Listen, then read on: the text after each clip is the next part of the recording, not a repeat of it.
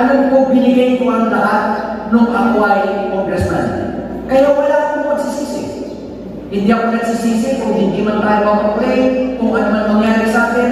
I don't have any regrets. Kasi ginawa ko ang lahat. Yan po ang gusto ko maging mentality ng lahat ng public servant dito ngayon. Is to do your best so that the time na wala na tayo sa ating posisyon, wala tayong what if. What if, ginawa ko to, ginawa ko yan.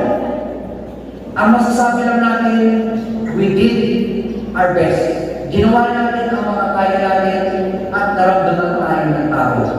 Kaya nga po, my parting message for today, hindi forever, ngayon lang. Mahal na mahal